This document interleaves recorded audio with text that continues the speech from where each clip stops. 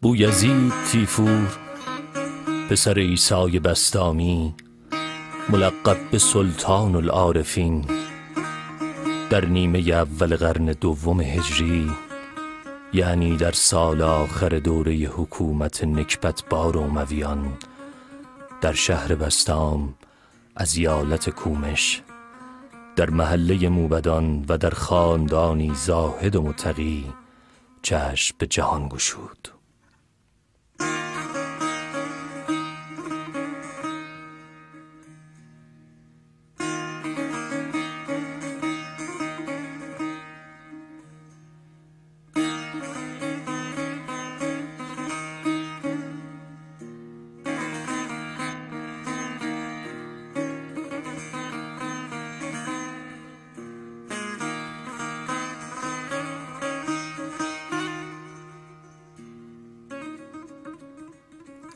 فریدالدین عطار نیشابوری در کتاب تذکرة الاولیا در احوالات شیخ این چنین سخن می گشاید: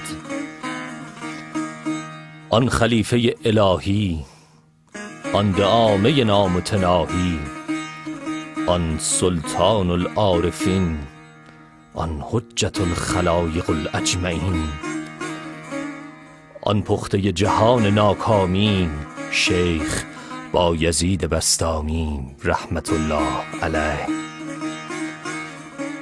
اکبر مشایخ بود و اعظم اولیا و حجت خدای بود و خلیفه به حق و قطب عالم بود و مرجع اوتاد و ریاضات و کرامات و حالات و کلمات او را اندازه نبود.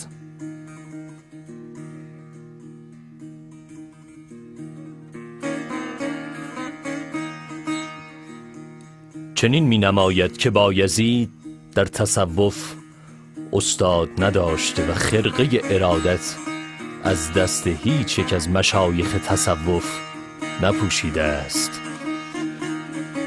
قدر مسلم این که استاد او در تصوف معلوم نیست و خود چنین گفته است که مردمان علم از مردگان ستاندند و ما از زنده ای علم گرفتیم که هرگز نمیرد.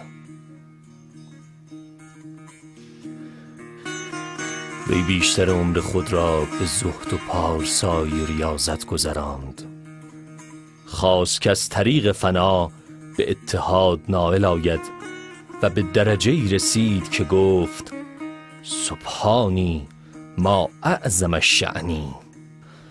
از اقوال او بسیار نقل شده است که در این مقوله قلم در زمان نگنجد.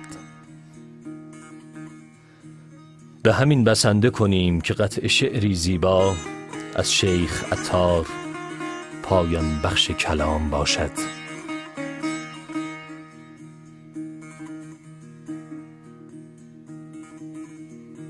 در کنار دجله سلطان بایزید بود روزی فارغ از خیل مرید، ناگه آوازی ز عرش کبریا بر وی افتاد کای شیخ ریا. میل آن داری که بنمایم به خلق، کانچه پنهان کرده ای در زیر دلق، تا خلایق جمله آزارت کنند، سنگ ساران بر سر دارت کنند. گفت یارب میلان داری تو هم، شمه ای از رحمتت سازم رقم، تا که خلقان از پرستش کم کنند، از نماز و روزه و حج رم کنند.